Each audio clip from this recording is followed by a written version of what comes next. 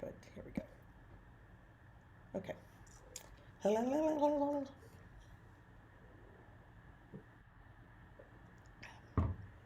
One more caveat, I guess.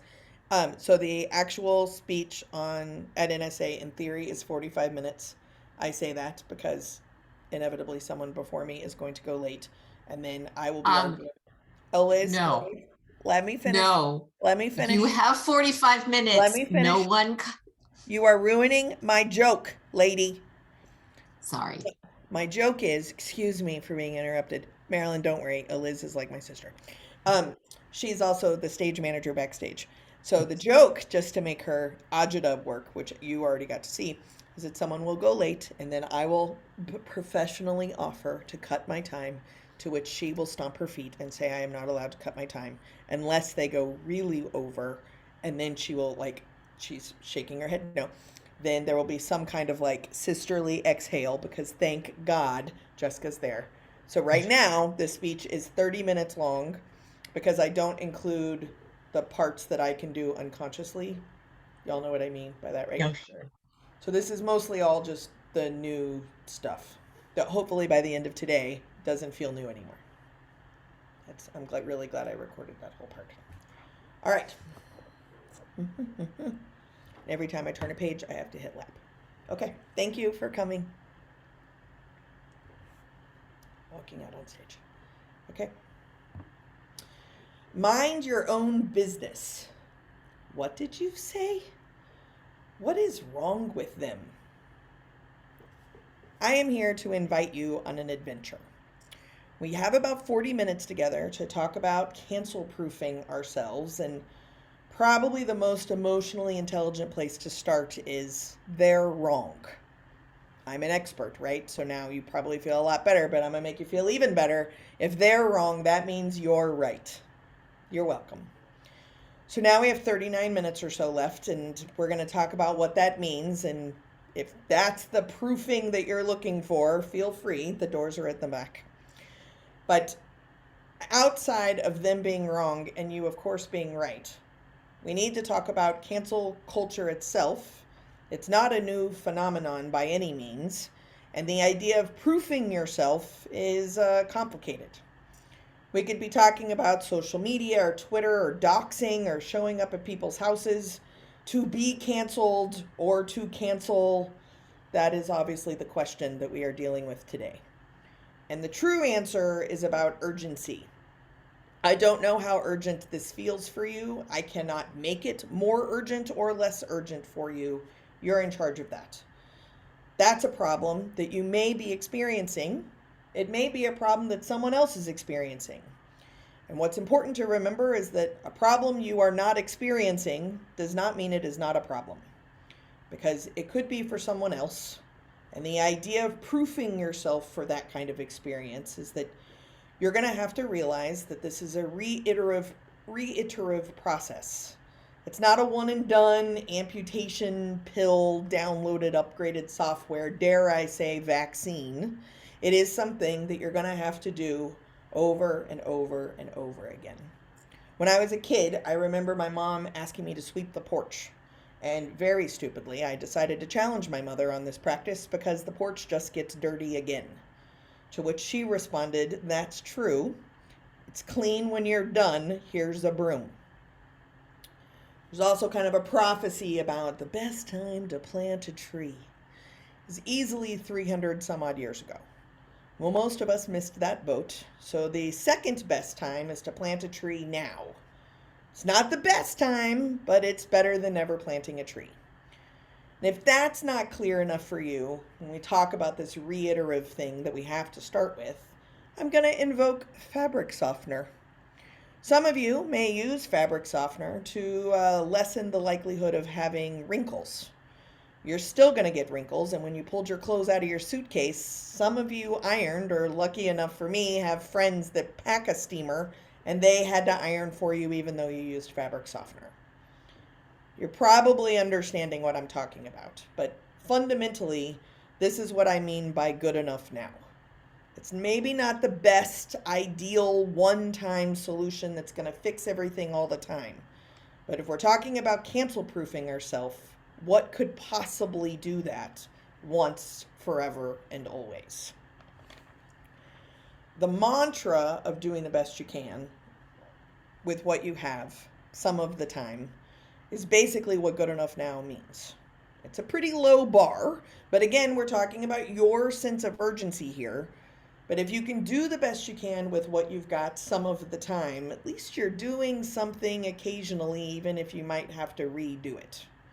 To cancel proof ourselves is our responsibility, and we have the agency to do or not to do this. Those of you that need to leave early, or perhaps you're already uncomfortable, here's the Cliff's Notes. Vulnerability, authenticity, curiosity, and generosity.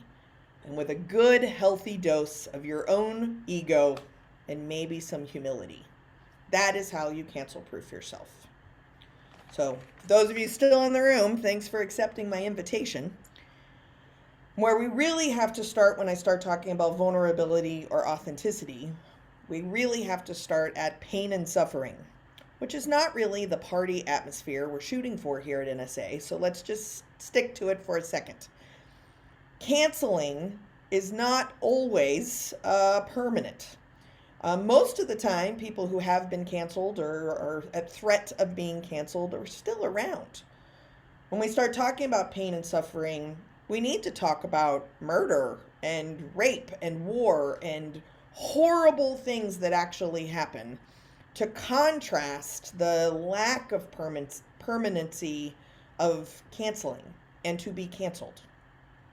When we talk about that pain and suffering, I need you to understand that it occurs simultaneously. It coexists, as us liberals in our Subarus may say. It coexists with a learning curve. And no matter how eager you are to hit that learning curve, while you're learning, you are causing pain and suffering. While you're learning, you may also be experiencing real pain and suffering. And honestly, I like to think that this is what connects all of humanity. It might not be an equalizer, but it is something we all have in common.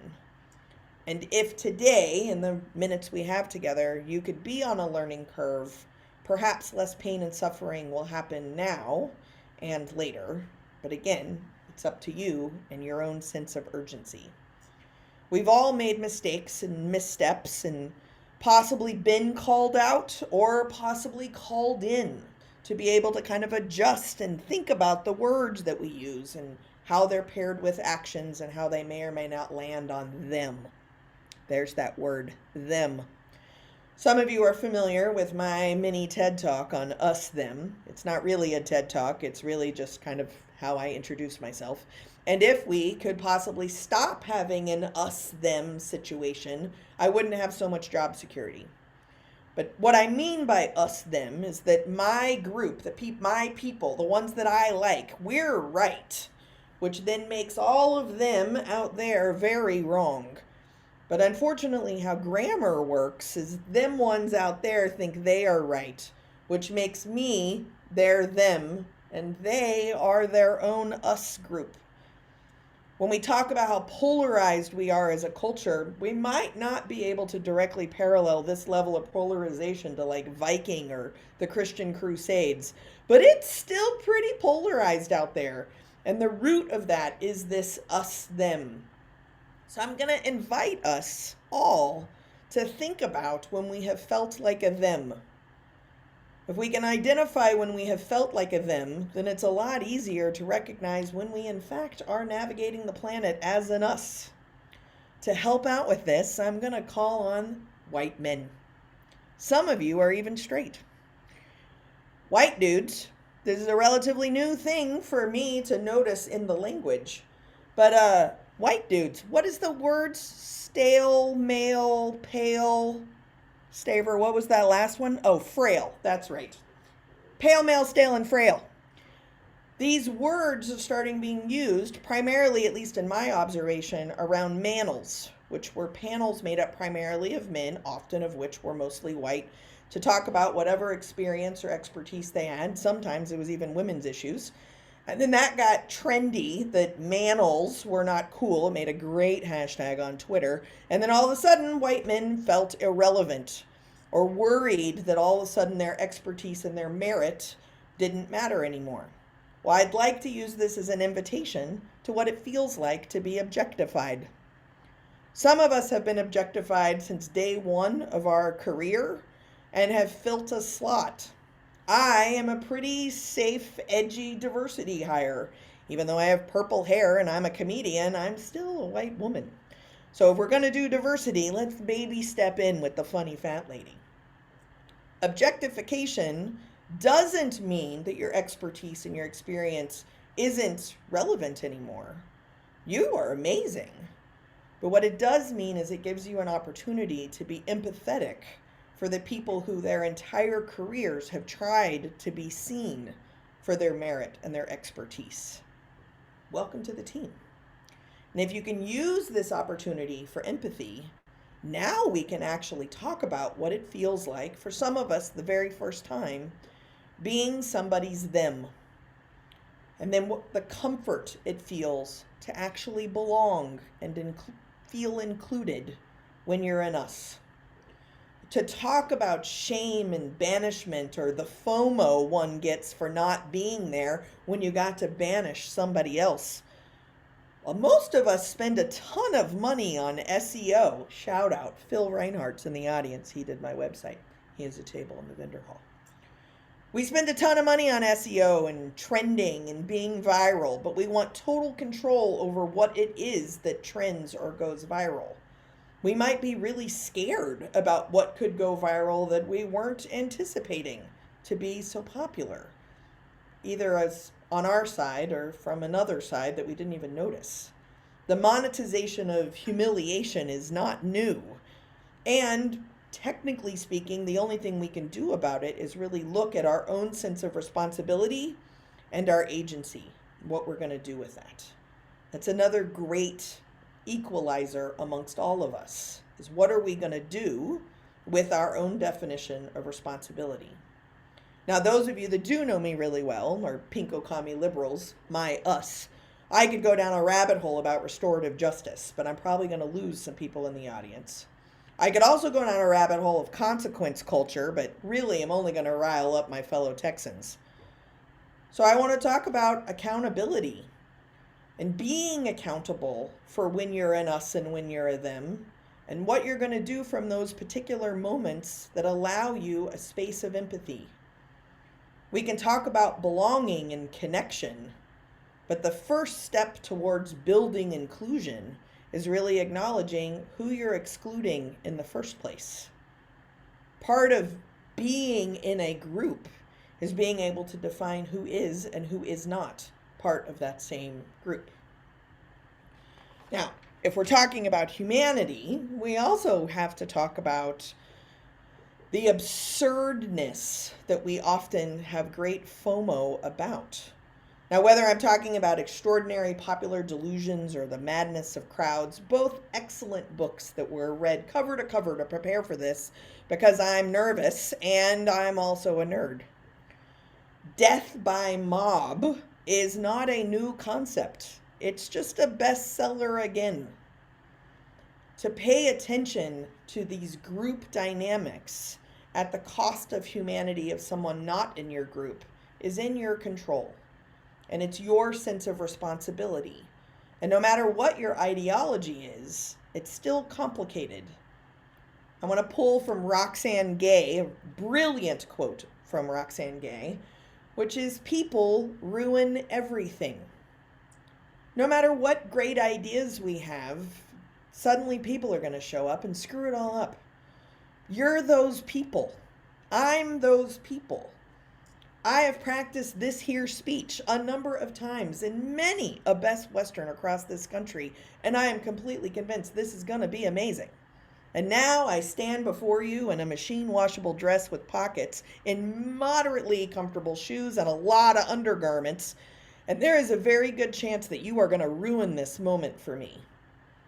There's a possibility that I'm going to ruin the moment for you, and here we are.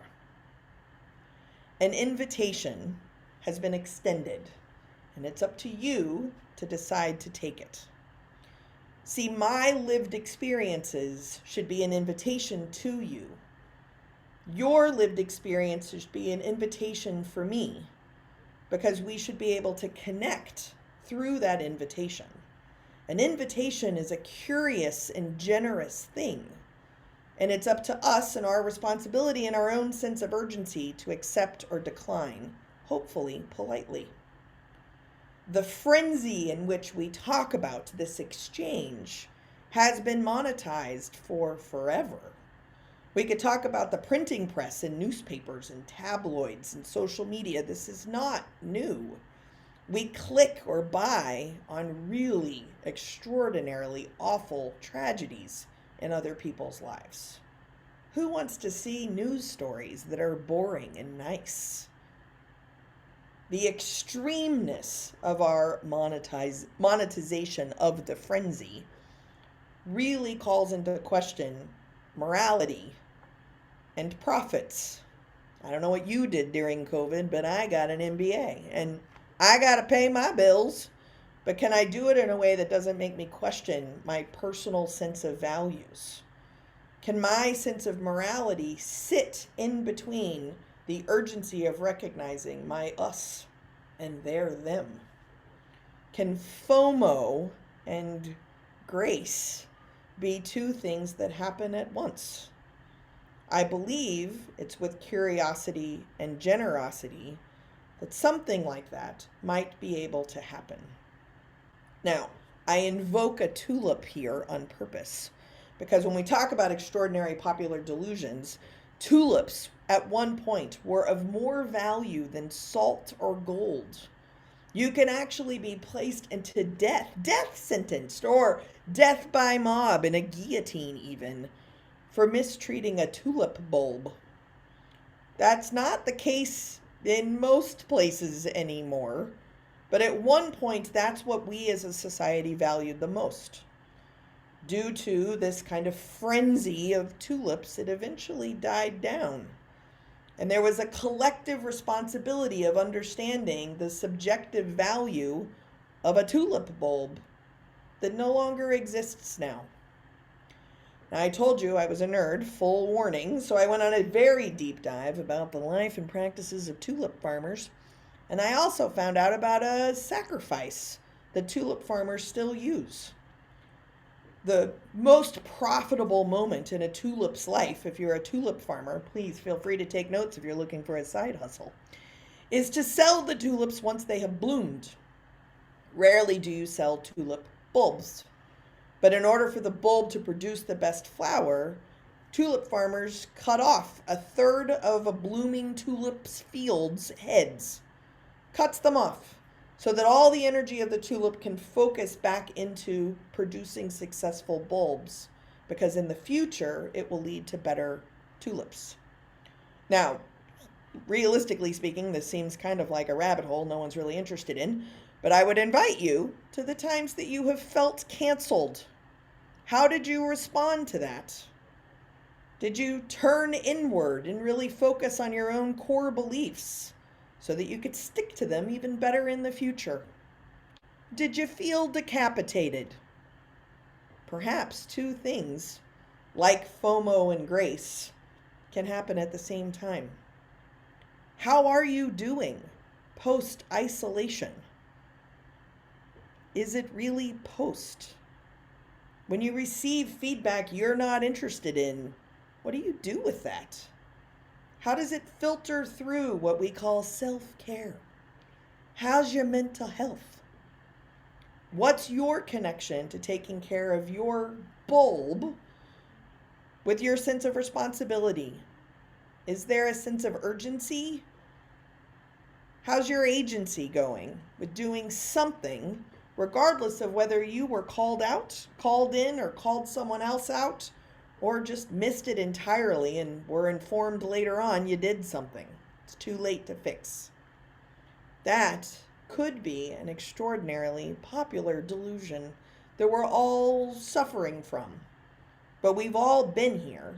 And again, it's up to our urgency to make something beautiful in this or harvest it later. Now, I've mentioned a number of times two things happening at once, and I have to kind of segue just a minute. I am married to a philosopher professor, and that did not come with a marriage therapist, but I would recommend. After sheltering in place in a very small house with a philosophy professor, I have listened to many of a Zoom lecture, and I learned about Hegel's dialectic. Now, I should mention Lauren is here today, so I'm going to now be talking about the philosophy that I learned while eavesdropping on his own lectures. Side note, yes, my husband is here. No, I did not get into the Hall of Fame. But two things can happen at once, and that is a dialectic. And the dialectic means that two things can happen at once and are dependent on the thing that is happening and the thing that is not happening simultaneously, and they cannot be separated. This is different than an us and them, but maybe similar to a right and wrong, or a both and, or morals and profits. They're all based on one truth. This is not a moral relativism moment, but that one truth is the great equalizer. And back to my Texan roots, I think that's worth 35 points in the app. My Texan roots say that you have to ride two horses at once. Who knew I was a Hegelian scholar? The two horses are ego and humility. Now, I don't mean a sense of entitlement or a sense of modesty. I mean navigating ego and humility at the exact same time. Chances are you are probably spending too much time on one of those horses. That's what masterminds are for. If you're spending too much time in your humility horse, you're learning and you're listening, and that's fantastic, and actually does create actual thought leaders. But if you're not doing anything with the leadership, you've been on that horse too long. We probably all have been on the ego horse too long. It usually comes with an annual membership to NSA. But this is how we close sales, and we pretend and fake it till we make it, and write sales copy and nail it, and fire clients that we've decided no longer fit into our business plan. Both are needed at the exact same time, ego and humility.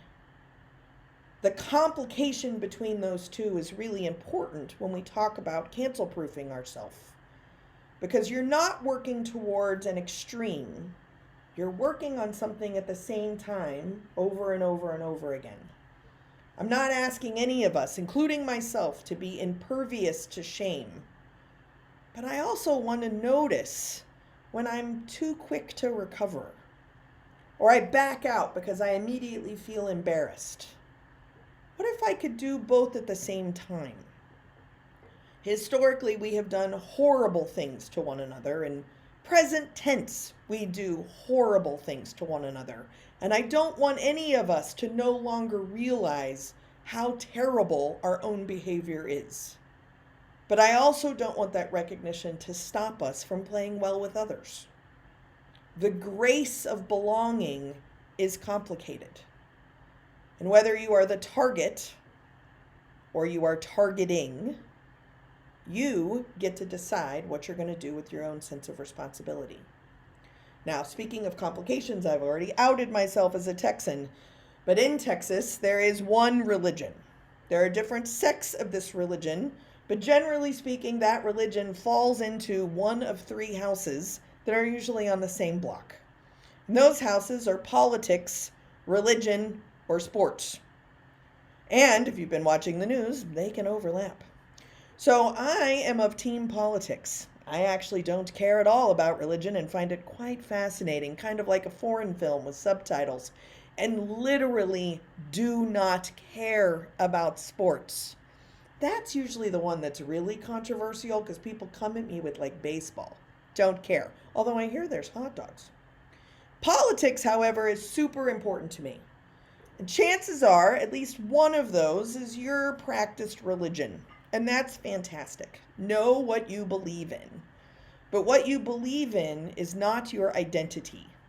And if we can begin to separate our beliefs from our sense of self, and also recognize our beliefs and our sense of self work together, then we can begin to understand and have enough empathy to recognize that someone else's sense of self and beliefs might vary from ours. Pesky empathy shows up yet again.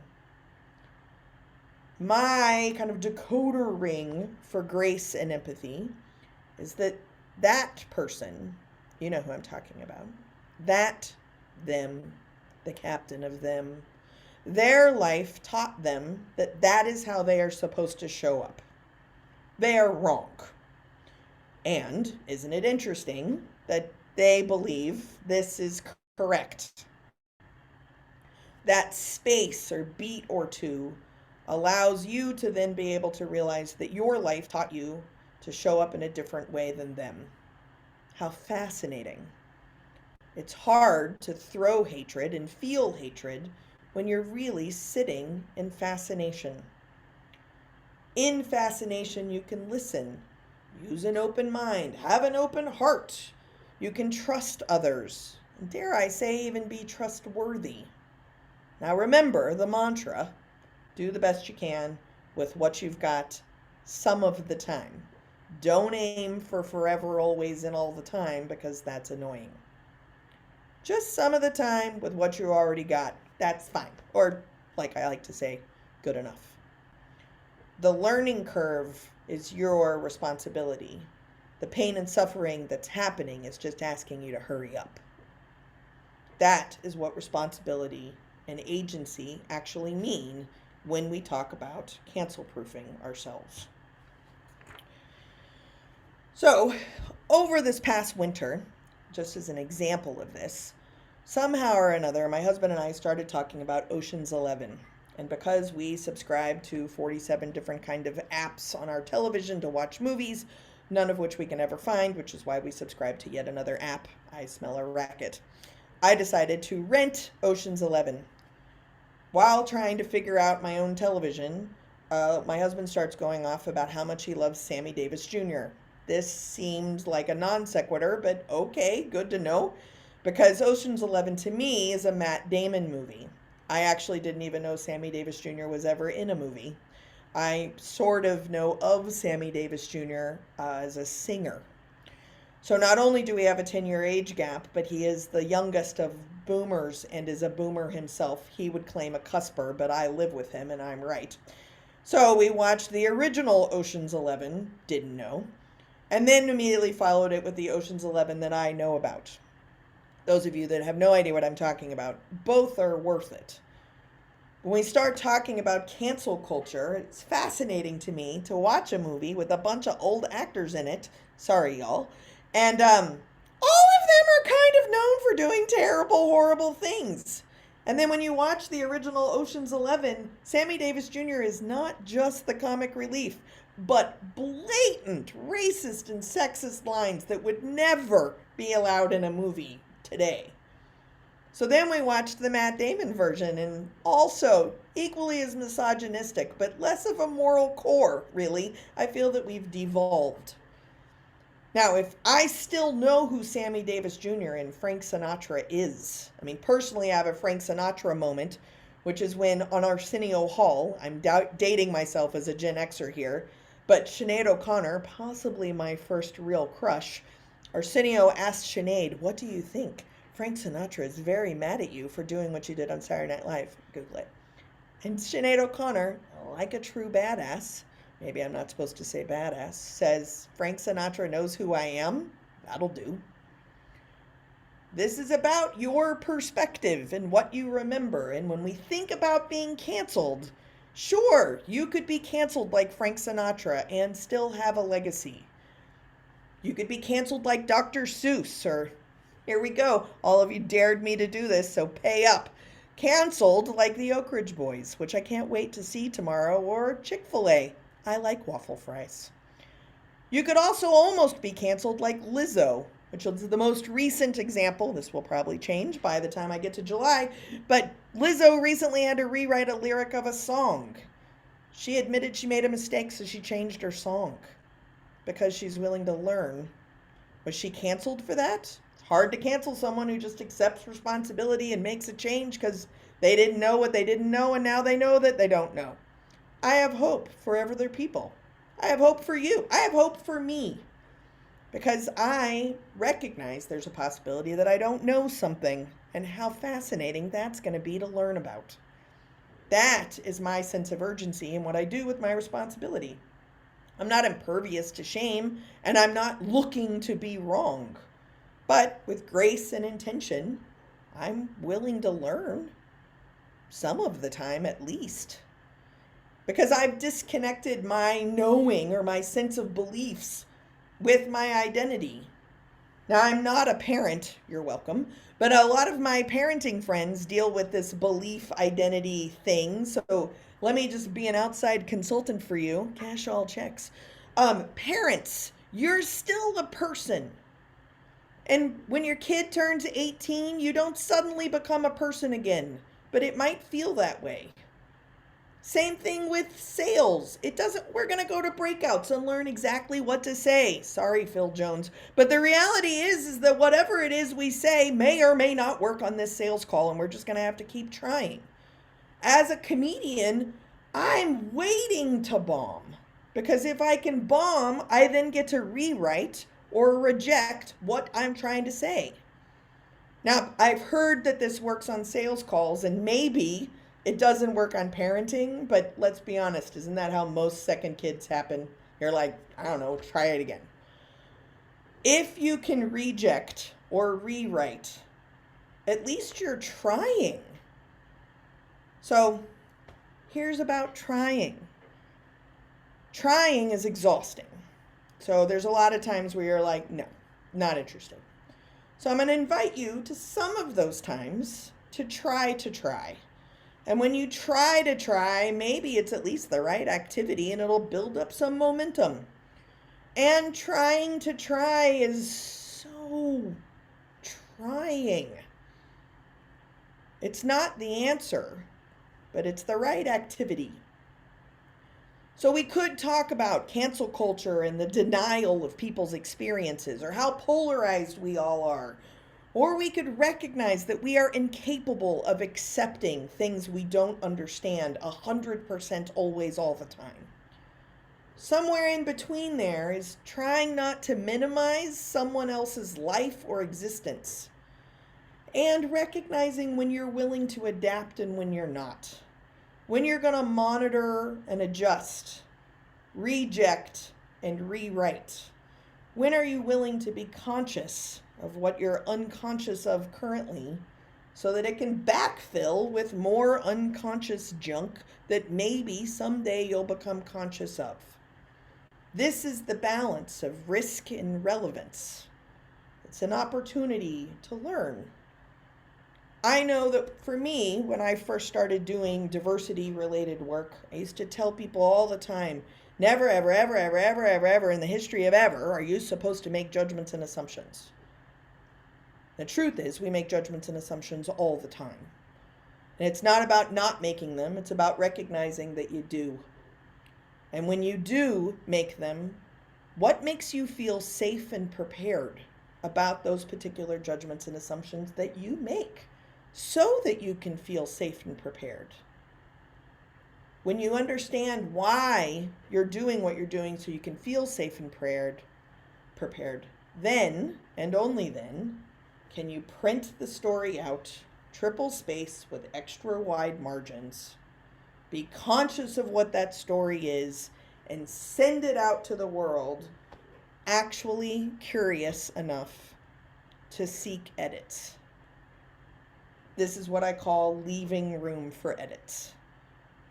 But it too is a dialectic, because you have to be conscious of the first draft to consciously leave space for the draft to be improved, for you to become more accurate, for you to learn from the mistakes you didn't even know about, but you were curious enough to seek them out, generous enough to keep some of them, stubborn enough to not. That balance is vulnerability and authenticity. And I don't know any other way to do it than doing it here on a stage like this in front of real people with little computers in their pockets. If that's not writing ego and humility at the same time, I don't know what is. When I say good enough now, that is cancel proofing yourself in case you feel like maybe you're at the wrong program. Doing the best you can with what you have some of the time is doing it. Now, some of you need much more like step-by-step kind of thing, and honestly, that's how I sell a book. Page 192 is a step-by-step flowchart. So when you're in the moment and you decide this is one of those moments, this is what you're going to do. You're going to decide that in this interaction, I want to increase a connection with humanity. Does this work all of the time? No. Does this work some of the time? Yes. Especially if the other person does not know you are following a flowchart and you're likely to never see them again because you're not entitled to a conversation partner. So I recommend a barista at an airport. Not your regular airport though, because you'll see them again. You're going to decide to practice in this moment of awkwardness to increase the connection with humanity, and it's not about being right or wrong. You're going to decide this interaction somehow is intentionally how you're going to do this. Then, notice you haven't said anything yet. You're going to listen to them as if they are wise. Some of you are already at hard pass. You're probably not going to practice with that person. Example, Dick Cheney. There's a very good chance that I could waste a lot of time and energy figuring out the perfect conversation with Dick Cheney and me, when in reality, I'm more than likely on a list, so I'm never going to be let alone with Dick Cheney, so I don't have to start there. Start with someone a little bit more realistic, but listen to them and see how they're doing. Then you're going to make judgments and assumptions and write some story about how you perceive them to be doing. Who cares if you're accurate? Maybe you'll leave room for edits and kind of test the waters out a little bit. But at some point, you're ready to go. So the next piece is you're going to form a message with clarity of intention. When you form a message with clarity of intention, it means no matter what they say, you're very, very unlikely to get rocked back on your heels and say, well, that's not what I meant. When we say that, we often have no idea what it is we meant, but it wasn't that, because we didn't form our intention to begin with. We're going to form our message, be clear with our intention, and right up there, obesity starter kit.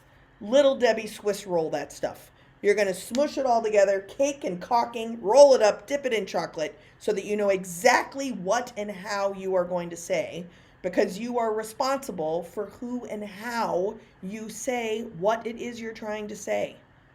Then you're going to release the Kraken out into the world. Text, email, doesn't matter. Hit send. No matter what comes back at you, you'll at least be mildly more prepared for it. Then you can claim, or for comedians specifically, reclaim responsibility for when it didn't work. And then you can rewrite it, you can reject it, you can try again or not. But that sense in that moment is then when you're going to make meaning of how did this connection go? Are we better or are we worse for this? That is trusting who and how you are and trusting who and how they are. Ultimately, that's as close to cancel-proofing yourself you're going to get. Now, this again is questionable behavior for some people because you want a quiz or a test or a handout or a something, and here is a QR code. Feel free. Buy my book. That's how capitalism works. But the truth is that you are on a learning curve that may or may not feel urgent to you, and there's nothing I can do about that. But while you're maybe on this learning curve, you are causing and feeling real pain and suffering. And for some of you, that's going to register as more urgent. And for others of you, it's going to register as less urgent. And there's nothing I can do about that other than track when I am on my own learning curve while I'm causing and living in real pain and suffering. They happen at the same time. I am responsible for who and how I am in the world. I am responsible for my learning curve, and I am responsible for realizing I need to get back on the roller coaster of a learning curve. if I am responsible for what happens to who and how I am, then my sense of urgency is ultimately the only thing standing in the way of cancel proofing myself. That is good enough.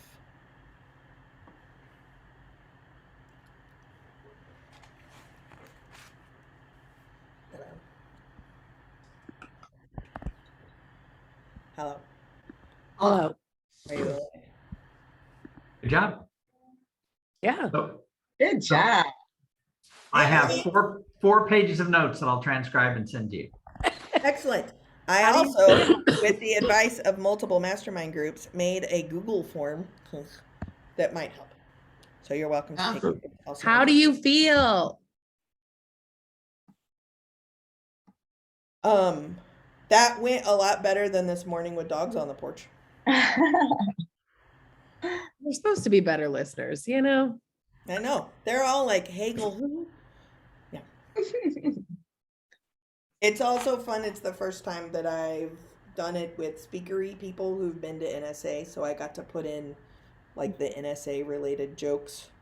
Even though I'm not there yet, obviously. I actually laughed at my husband's here and I am not getting. That was awesome. That was perfect. That one was funny. And it was a good example of two things can exist. Right. And, Yeah. and I think you could even say two things can exist, but some of you may have made up a story because my husband is here. Mhm. You know, and just because you made it up doesn't change the outcome of Monday night. So you Just said that before- there were things. Oh, go ahead. Oh, go ahead, Elise. Go ahead. You said that you left some things out. That was gonna be my question. I did not leave much out this time. I was going to say that was almost 40 minutes.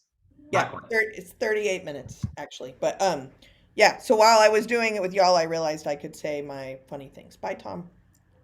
Take the form link clicky thing before you leave. JP, is that how you're gonna start? Or will you, is anything that you left out intro related? That is my question before I type my feedback into the form. Feel free. So first off, I don't think I left anything out because I even did the Better Connections flowchart thing at the end. I didn't use my slides, obviously, Right. Because how Zoom works, I thought that it would be better to be my face instead of my little face. So I don't think I left anything out. I don't like the intro, so I will take any tips on that. Okay. The three questions that I came up with was mind your own business, what did you say, and what is wrong with them. One are both double entendre statements, and two are direct quotes from NSA members asking me to cancel people who commented on Facebook either about Chick-fil-A or the Oak Ridge Boys.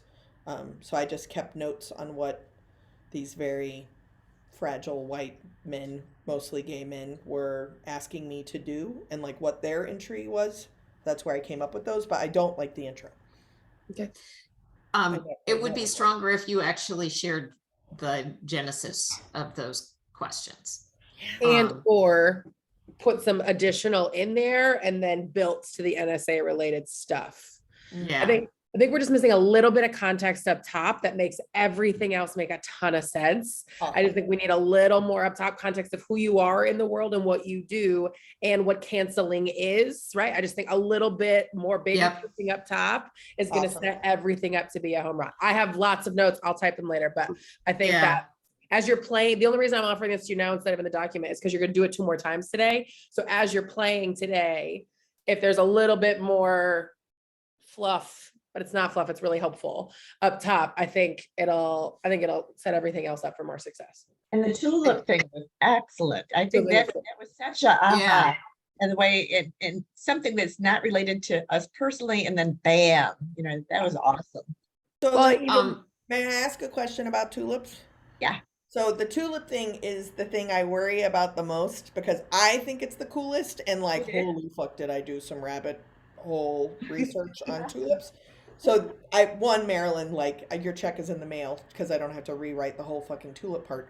But it's 2 tulip things at once, which is I worry is too much, but it is also the preface for 2 things happen at once. So good. Yeah. Oh, I- I thought that was awesome. Yep. Yeah. Yeah, the issue that I had with the tulip thing was that you didn't establish what it feels like to be canceled early enough. So Yeah. you said something along when you feel like you're being canceled, but we never talked about being canceled. Except when you say chop your head off, I think it all right there, you get it. Don't you? I mean, to me, that was very, Yeah. that like explained it. I do think loved so, but all if of the I'm yeah. right, like if I'm a rich white man in the room who has never in my life cared about being canceled, then like, sure, I get that tulips get their heads cut off, but that is still not relevant to me. I feel impervious to that. So if you Good can point. emotionally teach me what being canceled feels like, and you did a really good job with the pain and suffering, you're causing it and you're feeling it. And I think like that, that's the through line of the empathy stuff. So I think it's great. I just think, what does the word cancel mean? It probably means different things in different social circles, right? And so I think if you can just give, and I don't need like 10 minutes, right? I'm talking like 2 minutes up top. I think just make the tulip thing an even better punch. Cause I agree. I think that was a note I took for me learning from a speaker, not a note I took about your talk. Oh, wow. When I talk Yeah. about the objectification of stale, male, pale, and frail, my attempt is to include before they get triggered, if that makes Sure. any sense. So I made a note of, I'm going to pick on from us and them. Okay. I'm going to call white men, which is also like, I'm not a white man, right? So like, Sure. then, Mhm. and then maybe that's where I can be like, perhaps you feel like this has never applied to you. Are you familiar with stale, male, pale, and frail? Yep. Well, I loved what was the last one, Mike? That was funny. But that's also a little inside baseball if people don't he know who was Mike also is. in my CSP group, and he added the word frail. So it literally is a moment from our CSP group. The place where I engaged was when you started talking about the mammals. Oh, yeah. And Panels. that's like I wasn't honestly with you until you got there. Okay. I was, so I think coming out stronger with like, here's what it means, here's what it feels like to be on both sides, is Yes. where what you need to establish really early on. And then you have such wonderful things to keep calling back to, because I do like that when you're on the learning curve, you're both feeling and causing pain and suffering. Yeah. Is such a great insight. And I love the way you pulled it to the very end. Like, I really think the end is strong. I just think you need to put the feeling and causing pain and suffering up front. Correct. I agree. Really strong. I think you have like a really nice callback with the Ocean's 11 to go to maybe even start with Sinead O'Connor, which is one of my first memories of a cancellation. To start there, call back to it, like that's like she did something, it wasn't us and them. Like for her, that was such a strong statement of us. So I offer that as a suggestion. I also love that you didn't teach us about it because, I'm a millennial, so I don't know what you're talking about. But I don't need to know what you're talking about. I don't need to know, right? Because you're teaching me enough and not making in like the Google it. That makes me laugh. Tina, just because I love you, Sinead O'Connor tore a picture of the Pope in half live on Saturday Night Live. Oh, Badass is the right word. Yeah. I didn't know that. Yeah. She's a keeper. So then her first and she's like a recluse who eventually became a nun. So her first public interview post SNL was that Monday's Arsenio Hall. Arsenio Hall was Jimmy Kimmel of my childhood or high schooldom. And his first question was like, "Holy shit, did you see what Frank Sinatra said about you?" And Sinead O'Connor was like, "Frank Sinatra knows who I am? When?" Like So badass. Okay, I don't want to inundate you with too much. The only other thing I want to offer you that I'm not going to, I like and understand and identify with the word urgency, but I'm wondering if it's the right word. Okay. And I know that that's a big shift because you use it so many times. But if I don't feel at all connected to this idea, then I don't have any urgency. And so I'm wondering if there's a different word. I love the way you teach the urgency. Like, I can't make you feel urgent about this, but that's like, I typed choice, I typed responsibility, I typed accountability. Like, so I don't know, play with that. I don't know if that's the word that makes me want to buy in, because if I don't feel urgent about it, then I don't feel urgent about it. And so I'm wondering if there's a different word that makes me feel like, oh, I'm not there yet, but I could get there. And urgency almost feels too far away. Does that make sense? Unless you use urgency as when you feel urgent, it's too late. It's like, Sure. Prepare for urgency as a thought. I think there's an opportunity around the planting. So the planting the tree, the fabric softener, and the sweeping the porch thing have been like rental car driving across the country stories. Sure. And I think there's an opportunity for, I didn't find, I'm making this up right now, but I don't find sweeping the porch urgent at all. Yes. But I fear my mother's laser beam eyes. So when she hands me, Sure. I love Yes. that is beautiful. That makes it like, that just like connects the dots. I love that. Great. That's why Right, I can and get I- car washed. Just lives outside. Why would I get it washed? It doesn't Or make any most housekeeping tasks. Right. And I think that's a nice analogy for the people who are not feeling the urgency, but would really like to avoid Yes. ever feeling that Yes. urgency. That's cool. I love that. Okay. I have a lot more Right. notes. I took notes of all really great things that you said. You say at Best Westerns? That's my biggest question. I know. That's your hotel loyalty is Best Western? She has upgraded. She has First off, upgraded. I Tina, have so many questions. number one, first upgrade was hotels that had interior hallways. We had to start somewhere. And some of the towns only have a Best Western, and do not underestimate a waffle It's a maker. BW. It's not a Best Western. It's a BW. Oh, they do also have quite an international branch They going do. on in the They Best do. Western I world. also I will just didn't- You stay. have to go to the next meeting. Thank you. I will stay in whatever hotel I need to stay in. I just happened to be at a Best Western when I said that with her bougie ass self. I don't think I've ever stayed at a Best Western. They have waffle makers. It's a guarantee. I can't eat waffles. Hampton Inns too. I'm going to take off. Take care. Thank you, Marilyn, for putting up with us. Tracy, I apologize for the gluten problem. Okay. Waffles. Tina is in one of my mastermind groups, and they mailed me a mini waffle iron inside COVID. Best Western did?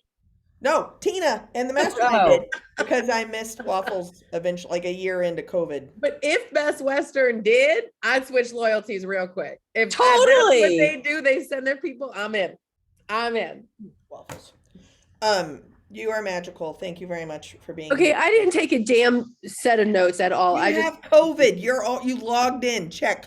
Your work is done, Tracy. I texted my niece. I'm like, you need to get on to one of these other sessions today to listen to her because it's awesome.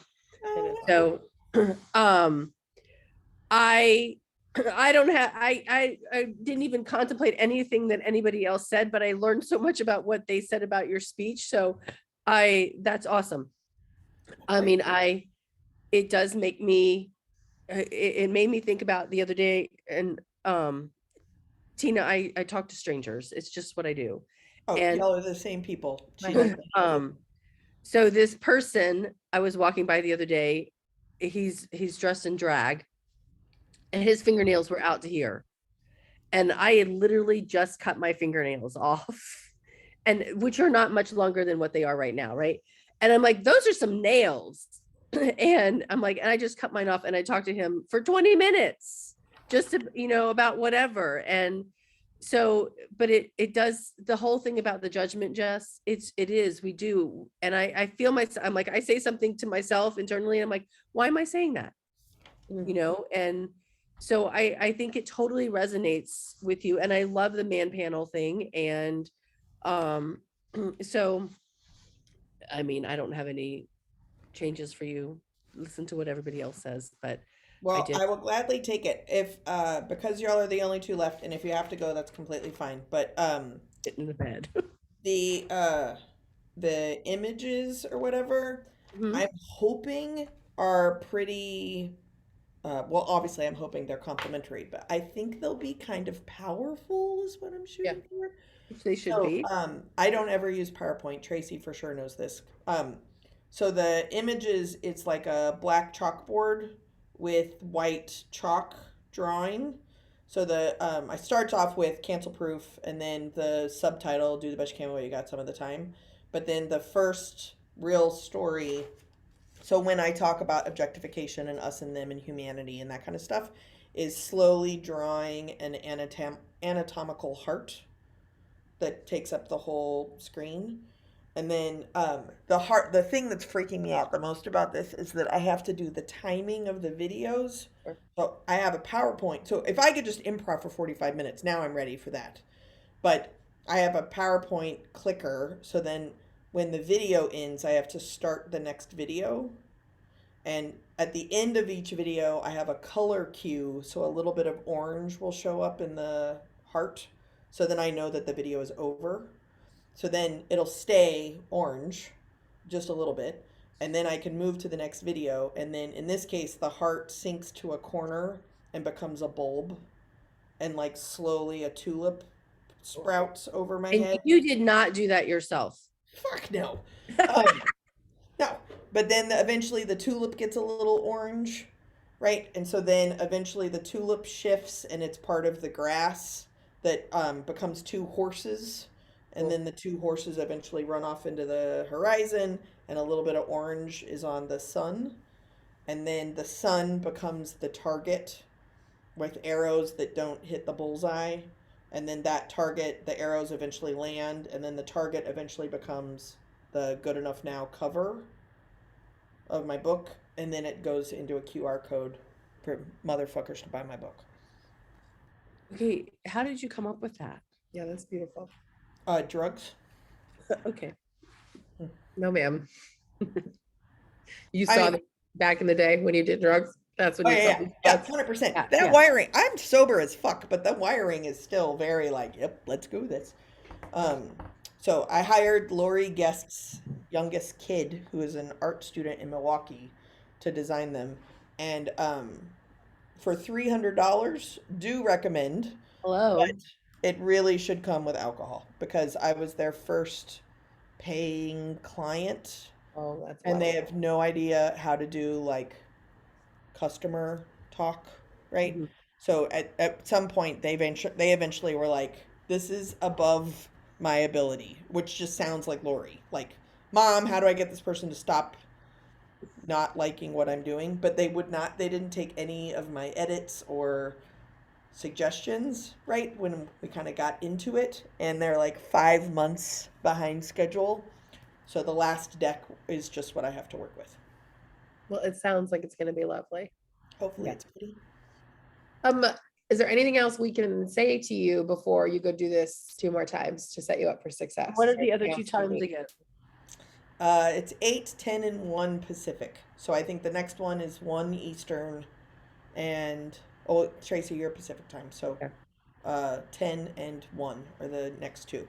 But then the goal is by the end of the third one today, I'm really not fiddling with it. I'm certainly not making any major changes. I've changed the speech 100,000 times. Or like the order of the slides. Like it used to start with the horses. Your feedback around the tulips is really helpful because I was very worried that just makes sense to me. No, it does. It works. It really does. Oh no, I thought that was so interesting. Yeah, and it's a really cool departure from what we think we're talking about, which I think is really helpful. Right. So I think The it's two great. horses? Okay. What? No, the tulips. The Oh, tulip. the tulips. Got No it. one's ready for you to talk about tulips. So then they all of a sudden are hearing like this parable about tulips, and then the light bulb moment goes off. Right, like that's pro speaker life right there. That's Well, and if you're really interested in the depths of my insanity, Extraordinary Delusional, what's it called? Extraordinary Delusion, or Popular Delusions is the book that Wall Street experts would read in like the 1800s. And it got like republished because of libertarians.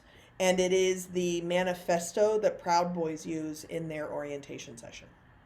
fascinating. Nice. Don't fuck with me, people. Ah, you're so good.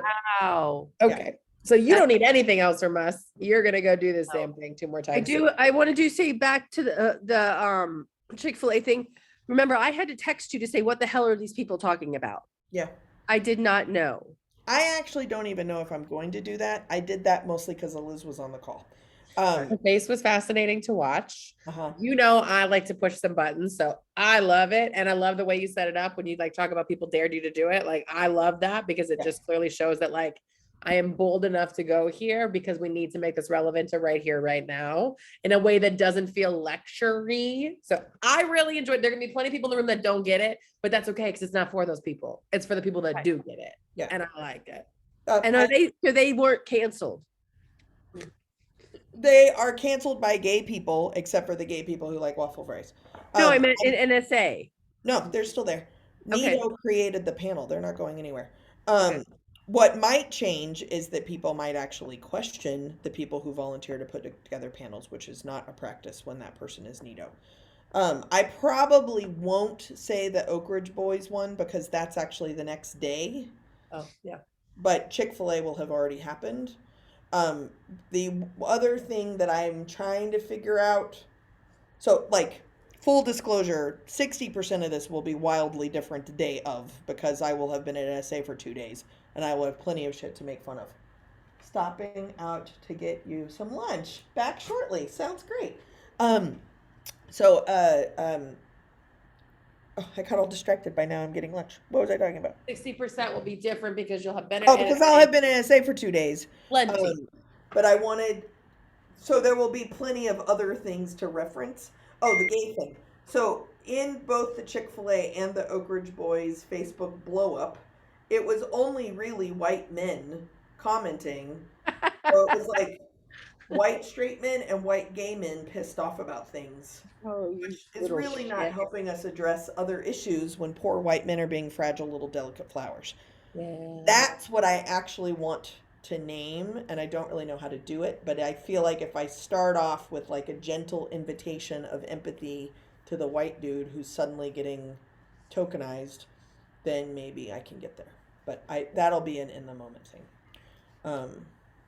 And I'm wearing polka dots. Polka dots are fantastic. All right, I'm going to tell you a polka dot story. I had a dress that was red with what by